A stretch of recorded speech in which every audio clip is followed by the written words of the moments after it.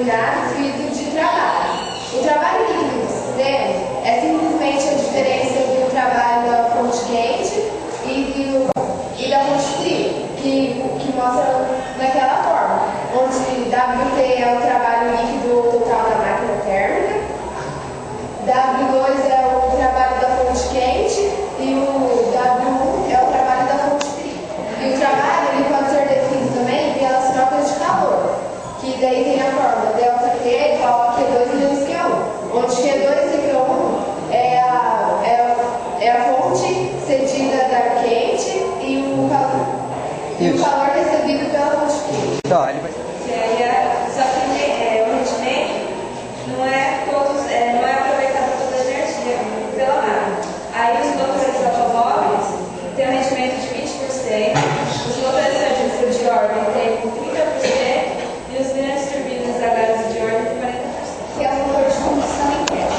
Bom, o motor de combustão interna é uma máquina térmica que transforma energia mecânica em energia química e energia mecânica. Esse processo está através de ciclos, que é a expansão, compressão e a mudança da temperatura dos gases. Bom, o que acontece? O gás que está em combustão, ele sofre uma pressão e aquecimento. E com isso o gás expande, fazendo o cilindro se movimentar, ou a pistão se movimentar e realizando o trabalho. E assim, cada máquina tem um ciclo diferente. Existem 2 tempos, 4 tempos, existem umas coisas para ficar melhor. Eu vou falar sobre o ciclo de Otto. O motor baseado no ciclo de Otto, ele se caracteriza por sua ignição ser feita por faísca e é normalmente utilizado em automóveis de passeio e motocicleta. Aí são 4 tempos. No primeiro tempo é a ignição, que daí o volume aumenta e a pressão e a temperatura elas duas permanecem baixas. No segundo tempo é a compreensão, que o volume diminui e a pressão e a temperatura aumentam.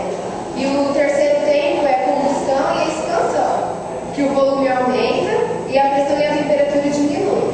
E no quarto tempo, o volume diminui e a pressão e a temperatura permanecem baixas. Agora é o ciclo de motor a diesel, que ela se caracteriza por sua ignição